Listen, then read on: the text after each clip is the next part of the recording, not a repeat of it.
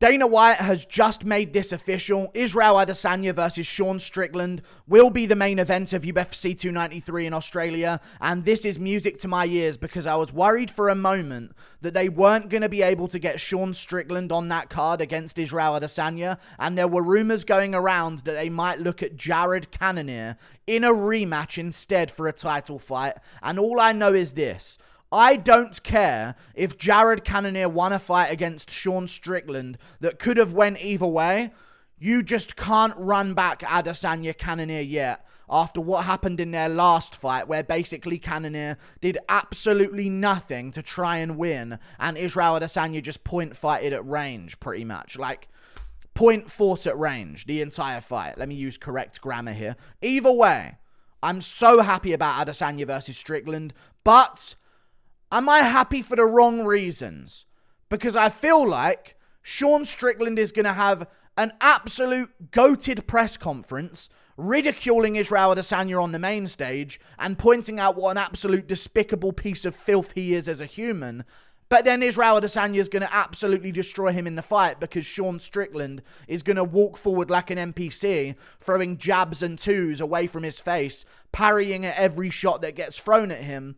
And Israel Adesanya is going to knock him out.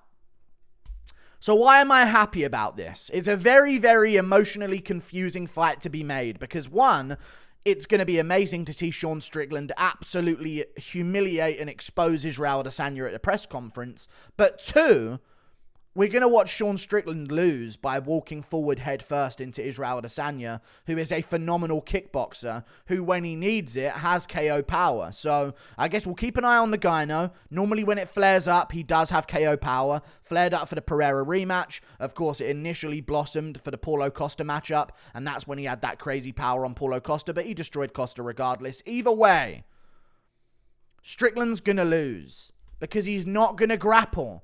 But if he grapples, he can win. But this is the thing that I don't like about the middleweight division. Why do I have to even say that out loud? How can I say that as a sentence? Think about that right now. The most prestigious fighting organization or promotion on earth, the UFC, the best of the best. We've got number one in the world, on his way to being the next middleweight GOAT, Israel Adesanya, defending champion, versus, I believe he's number 6 or 5 in the rankings, Sean Strickland. So arguably a top 5 contender, Sean Strickland, in a title fight against Israel Adesanya, who's on his way to GOAT status. And I'm worried that Sean Strickland, who can grapple really, really well, won't take down the kickboxing phenom. What world are we in where I have to think about that? Really though, what world are we in where Sean Strickland is going in there against one of the most dangerous kickboxers of all time, Alex Pereira, with one-punch knockout power in 4-ounce gloves, and Strickland walks forward like an NPC with his chin up in the air and just gets knocked out rather than shoot a takedown on a guy who's been doing MMA for 3 years and got taken down and controlled for a round by Andreas Michailidis. Why do I have to worry about Sean Strickland choosing the absolutely correct path to win? Now, if I knew Sean Strickland was going to grapple, I would have a different opinion. I just have a real strong feeling that he's not gonna. He's going to try and land jabs on Adesanya, which may be successful, but he's not going to finish Adesanya on the feet.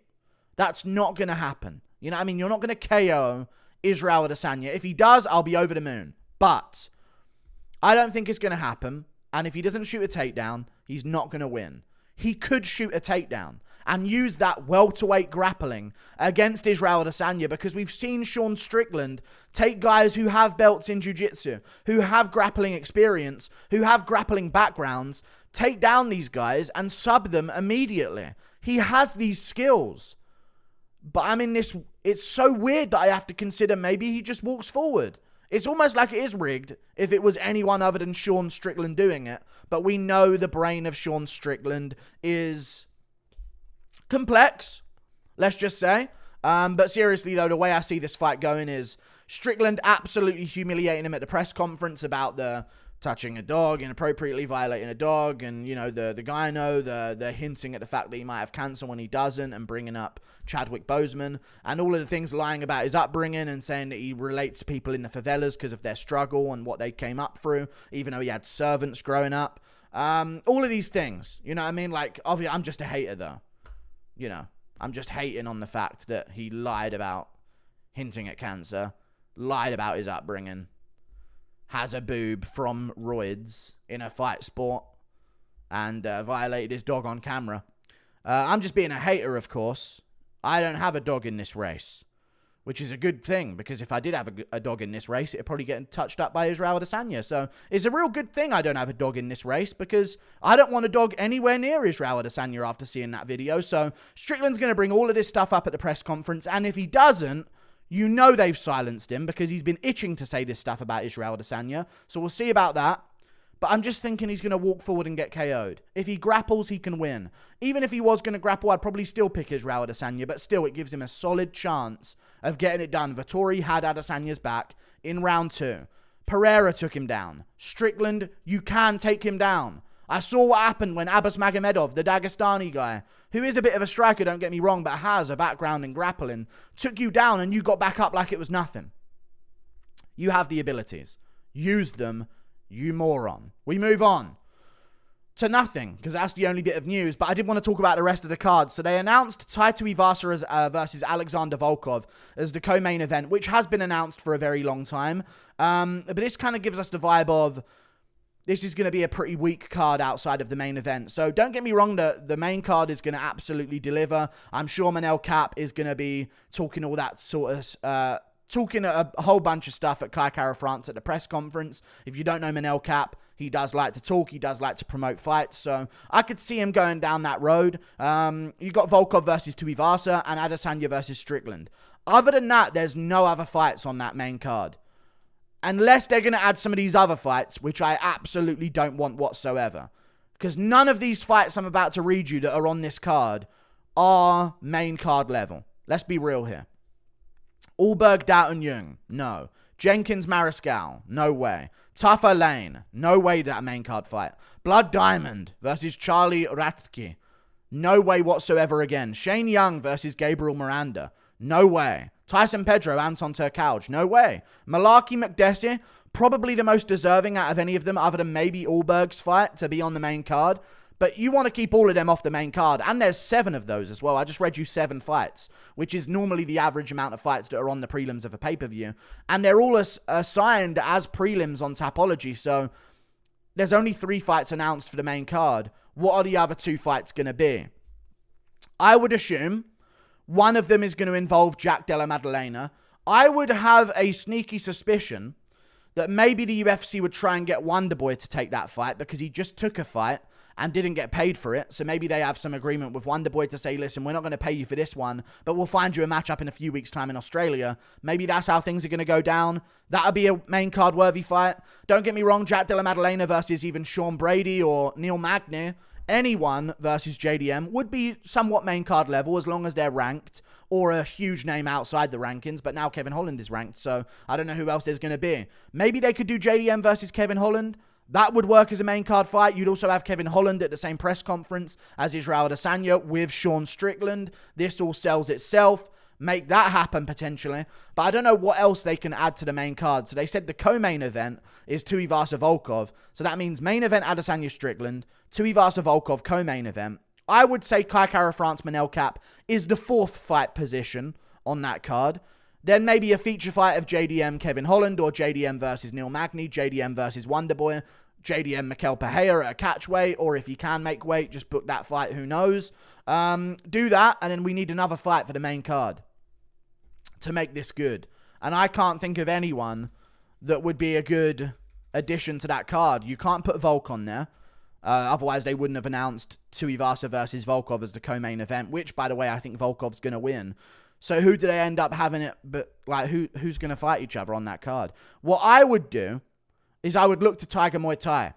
You know what I mean? But they've just announced Fiziev's fighting Gamrot, so it's hard to do that as well. But that's what I would do. Instead of just thinking who's from Australia, who's from New Zealand, because, you know, Dan Hooker's broken his arm, Whittaker just got finished, they're not going to be on the card. Instead, I would be thinking, who trains over in that side of the world? You know what I mean? Who trains? Maybe they reschedule a Shavkat Rakhmonov fight over to Australia, and Usman takes it just to fight on the same card as Adesanya. Who knows what they could sort of ruffle up together on short notice. But that's what I would do. I would look to the East. I would look to people that train in the East. I'm trying to find some people that actually do train over there, but I'm not really having much success. Or just find a decent name. What the fuck is Brian Ortega doing? That's a question I've been asking for the past however many years. Who else is down at Tiger Muay Thai? Why am I having a brain freeze right now? Damn, Tiger Muay Thai ain't got a lot of top contenders from what I'm seeing here. But maybe they could... I don't even know what they're going to do. Someone from Dagestan, maybe it'll be a good trip for them. Maybe this is where you activate like a Nikita Krylov versus someone or something along those lines. Maybe you just do like a Dominic Reyes versus Anthony Smith's fighting in September. I don't know what to do. There's literally no other fight I can think of to add on that card. So I really have no idea what to do about that. I guess maybe a Giga Chikhedzi's got a fight. Movsar Evloev has not got a fight currently booked.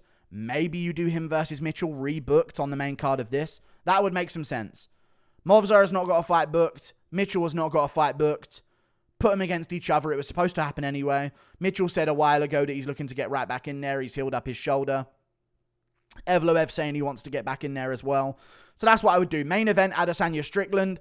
Co-main event, Tuivasa versus Volkov. Feature fight, JDM versus Wonderboy in an ideal world. Fourth fight down, Cara France cap, and then end off the main card with a nice little addition of Evloev versus Mitchell. And that'd be a great press conference to have, in my opinion. So that'd be amazing. But we'll see what they end up going with. I'm so glad they went with Strickland because he will make this a huge pay-per-view, you know. And this is where you're going to find out what real star power is. Adesanya versus Cannonier, the casual fans will literally find out what happened the next day. Now, maybe there's going to be enough of them still interested in Israel Adesanya because a lot of people are going to jump back on the bandwagon after he beat Alex Pereira in the rematch by KO, because before that, it was a one-way downward spiral for Adesanya's fan base. The boring fight with Romero, boring fight with Vettori. He lost to Blachowicz, and it wasn't too exciting of a fight as well. Then he had a boring fight with...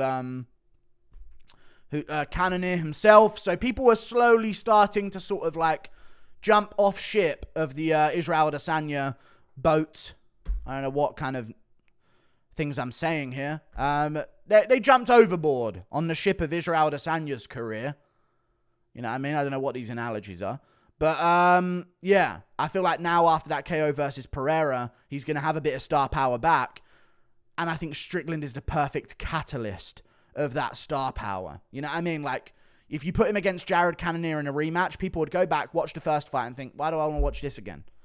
Cannonier got schooled. He did nothing to try and win. He's absolutely dull and boring as a person as well. I'm not going to try and watch him rub his crystals at a press conference, and that's not a euphemism. He probably will bring out crystals to rub at a press conference. Like, there's just no interest there. And Adesanya would have to fake something to make a beef out of it. But with Strickland, this pay-per-view sells itself. So I'm so glad that with this pay-per-view added, if it all goes to plan, first, I hope Strickland grapples so we can actually see something out of Adesanya that isn't just him leg kicking at range. But two, this means that there's a massive pay-per-view every month until the end of the year and probably guaranteed to January as well. Think about it. September is... Well, August, we've still got Sterling versus O'Malley to go. That's an amazing card. I think that's a decent card. Not amazing, but it's still a strong card. Then you've got 293. Amazing. Then you've got October, Oliveira Makachev 2. Amazing. Then you've got Jones Miocic. And in December, you've probably got, McGregor's comeback or Prohaska versus Pereira for a vacant light heavyweight world championship. I'm so glad Nunes is gone because she would have hogged up at least one of those main events of a pay-per-view. I'm so unbelievably glad she's gone. But what they could do, Juliana Pena versus someone in the co-main event of that Adesanya card. Not ideal, but I could see them trying to do it. Like and subscribe. See you later. Goodbye. Will Sean Strickland grapple? I don't think he will, but I'm really hoping he does. Toodle pip.